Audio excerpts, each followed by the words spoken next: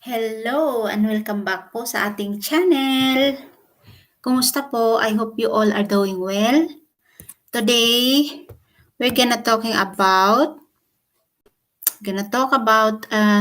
triangulation, the narcissist-based play. Matinding trick ng mga narcissist ay ang tinatawag na triangulation. So, may babasahin po ulit tayo ngayong article. So, within the vast catalog of toxic behavior, triangulation is among the most well-known. It is very common, especially among narcissistically inclined individuals, and can be overt or insidious, and many people don't even realize they have been triangulated until it's too late. Indeed, those who regularly manipulate others will resort to triangulate because it is an easy, low-cost but high-yield behavior. Although well-known in unhealthy and toxic family dynamic, it's not just limited to families. Triangulation can occur in a relationship including friendships, romantic relationships, and in the workplace. But what is triangulation exactly? Why is it such a common manipulation tactic, and how can you recognize it? Pay attention. So, what is triangulation? Triangulation is when toxic or manipulative person, often a person with strong narcissistic traits, bring a third person into the relationship in order to remain in control. You see, it's all about control. There will be limited or no communication between the two triangulated individuals except through the manipulator. It may appear in different forms, but all are about divide and conquer, or playing people against each other. Ito po yung mga ginagawa ng toxic toxic people, toxic as people. Mahilig silang pagsabungin, pag-awayin yung magkakaibigan, yung magpapamilya, alam mo yun, they make conflict to make these people para magkaaway-away. So yun. It is a highly effective strategy to gain an advantage over perceived rivals by manipulating them into conflicts with one another. May kilala akong ganito master manipulator. Triangulation is the method used by narcissistically inclined individuals to soothe and protect their ego. In part because they lack whole object relations.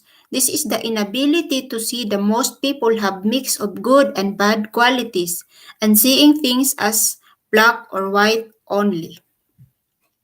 Triangulation and the golden child scapegoat family dynamic. Within the dysfunctional family unit, this is the classic golden child scapegoat dynamic. The unhealthy, toxic, and often narcissistic caregiver splits their own good self-image and bad self-image into two distinct parts and then projects them into their children. Consequently, one child becomes the all good or a golden child and the other becomes all bad or the scapegoat. Hindi lang po ito sa family dynamic nangyayari Kahit sa any group po, meron pong ganito. Meron silang golden child at merong scapegoat. The golden child is idealized and can seemingly do no wrong. The scapegoat, however, is devalued and only does wrong. The children themselves are of no consequence and their preferences, personalities, feelings, and indeed their humanity are ignored, especially if they are disagreement with parents' projection. If there is only one child, then both bad good may be projected into child, but not at the same time. If there are more than two children, then the other children may be incorporated into the dynamic to different degrees. This projection may be stable over time, or unstable and change depending on how the caregiver currently feels about the child. Kaya kapag may narcissistic na parent ka, na wala na. Ito na talaga ang mangyayari paglalaruan niya yung emosyon ng mga anak niya. Meron siyang golden child, meron siyang scapegoat. So, triangulation in romantic relationship. Similarly, in a romantic relationship, the manipulator will bring another person, more often than not a new romantic interest, but perhaps platonic friend into their primary intimate relationship in order to create discord, confusion, and jealousy. It's a narcissistic game. They are fucking your mind. They are planting jealousy on you. The disordered individual will enjoy the attention, whether negative or positive, and may even let the triangulated individuals know about each other so they fight for their attention. Yeah. They are craving attention. Sometimes the triangulated individuals may not even know that they are being used to manipulate others, or only one of them may be aware. Worse still, a narcissistically inclined person may triangulate someone that they are no longer in contact with in order to control those they are in contact with. Here, as in the family version of triangulation, splitting and projection also occurs. The new shiny partner or a friend is idealized as perfect, whereas the previous holder of this position is devalued as completely flawed. Who is idealized and who is devalued is completely arbitrary and dependent on the manipulator.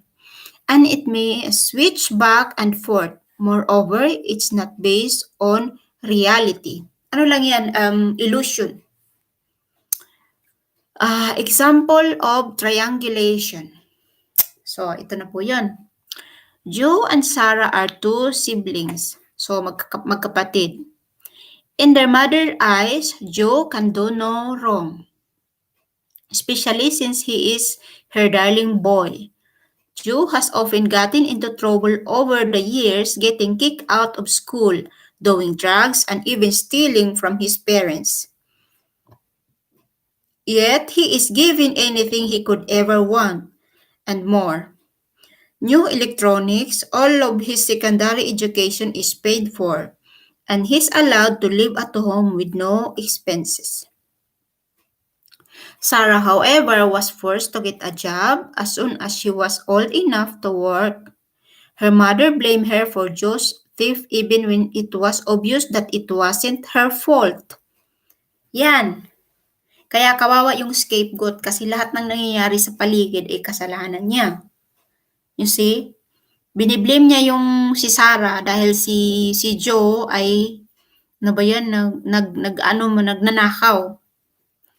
Ano yun? Kahit walang kaugnayan sa'yo, kapag yun ang gusto ng narcissist, i-lower yung self-esteem mo, i-tear down ka, gagawan at gagawan ka ng kwento. Wala naman, hindi naman nag-i-exist yung ano na yun. Hindi naman yun ang reality. Yun ang reality ng narcissist sa kanyang utak na gusto niyang i-project doon sa kanyang scapegoat.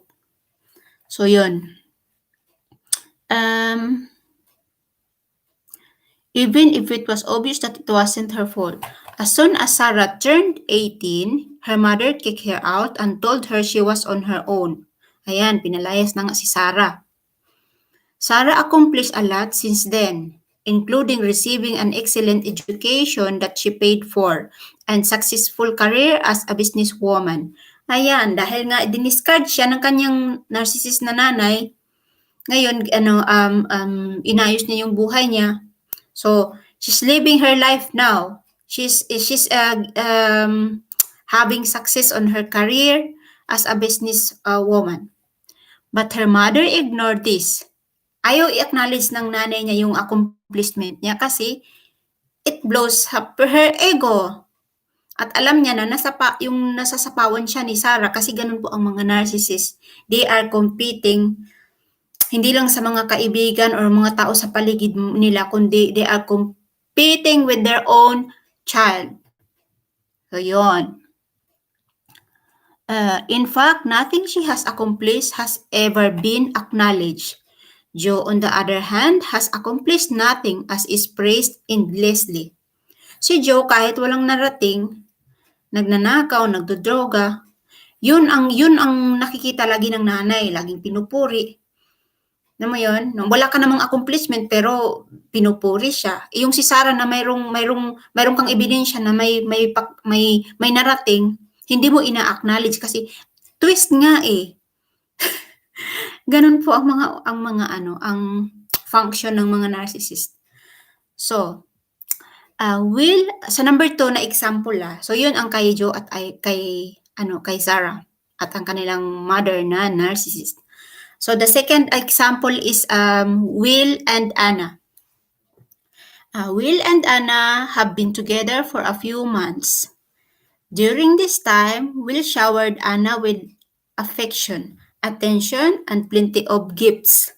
Uy, familiar So ayun, si Will at saka si Anna, during their first few months of dating, ayun, nilalabam ni Will si Anna ng attention, maraming regalo, ganyan. And Anna had fallen madly in love with Will. Dahil nga sa ganung ni Will, napaka-caring niya, yung affection niya, yung attention niya, yung gifts, everything. So, si Anna naman, feeling niya is nakatagpo siya ng Prince Charming. So, she fall in love to Will. Ngayon, there was talk of marriage and babies and an amazing future. So yun, nag-start na sila mag-usap tungkol sa sa future, sa baby, ganyan. Wait lang po. So wait lang.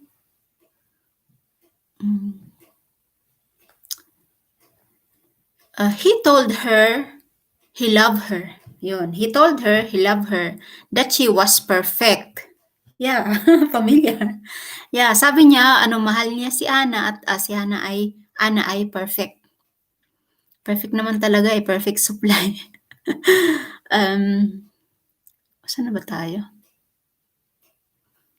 And that they were mean to each other. Yun, sabi niya maganda si Anna at perfect at nakatadhana silang dalawa. Narcissist future faking. So, saan na ba? For the last month, however, Anna has noticed Will is texting less than he used to. So, umpisa na siyang unti-unti nang nawawala yung attention niya kay Anna.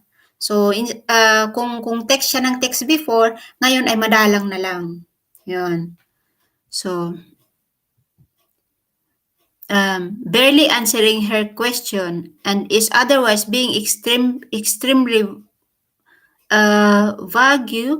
Sometimes his stories change. So, yun na. Umpisa na yung niya. Mind-fucking niya. Nag-ano na siya. May nananotice, may napapansin na si Anna kay Will na siya, yun nga, madalang nang mag-text, hindi sumasagot agad kapag tinatawagan. Tapos, kapag kinakausap niya si Will, ano ba yun? Nababago yung parang nababago yung story. Alam mo yun, alam mo yun, hindi na siya consistent, ganun. Especially regarding where he has been and who he was with. Ano na siya, nagsisinungaling. He even started blaming her for things that are not her fault. Ayun.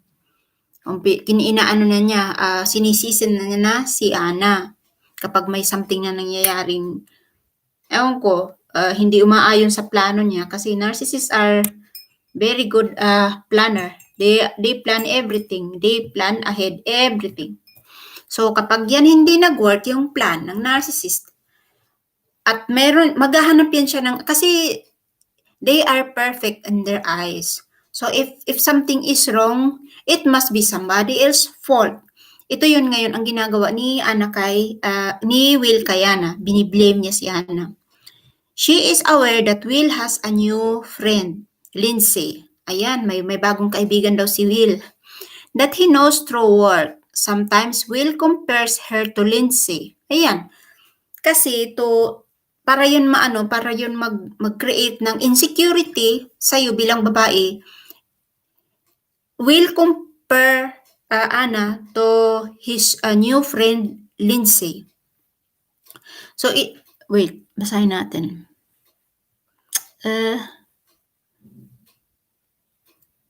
And she tells Will it hurts her feelings. Ayan. But responds by telling her that she's jealous and there's nothing to worry about. You see?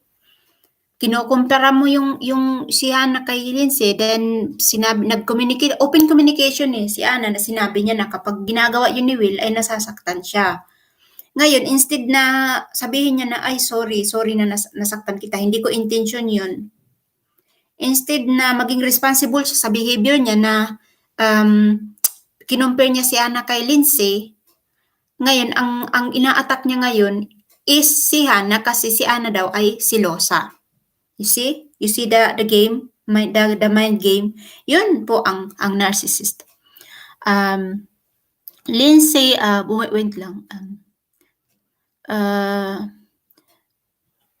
He responds by telling her that she's jealous and there's nothing to worry about. Unbeknownst to Anna, Lindsay believes she is a new relationship with Will. Wow. So, he's cheating. Si Lindsay naman, ang feeling niya ay mag-boyfriend sila ni Will. Sometimes he texts Anna in front of Lindsay. Oh my God. So, pinaglalaroan niya yung damdamin ng dalawang babae kasi tinitext niya si Anna sa harapan ni Lindsay. Kasi yung dalawang babae na yun, they are now competing of Will's attention. And that gives him narcissistic supply. He feel good about it. Alam that boosts his ego, his inner turmoil. So yun. But there's Lindsay. Sometimes he takes Anna in front of Lindsay, but there's Lindsay not to worry about it. So kung ano yung sinasabi niya kay Anna, ganun lang sinasabi niya kay Lindsay na wag kang mag-alala, ano lang, okay lang yun, ganyan. So, pinaglalaroan niya yung damdamin ng dalawang babae. In the end, both women are jealous of each other and vie for Will's attention. You see? Sabi ko na Meanwhile, Will gets plenty of attention and drama to fuel his need to control the situation. Yeah! Narcissistic supply. So, yun. Tingnan nyo, sumasaya siya doon sa ginagawa niya. Pero yung dalawang babae, kawawa, lalo na kung sino doon ang in love sa kanya. Hindi makatao yung ginagawa. Pinaglalaroan niya yung damdamin ng dalawa. Triangulation summary and final words. People who triangulate see people as objects that are only meant to be reflection or extensions of themselves, to serve them when they need to protect their ego. Yes, narcissists view people as an object. Lahat ng tao po sa buhay ng narcissist ay object. Really, like object talaga na ginagamit.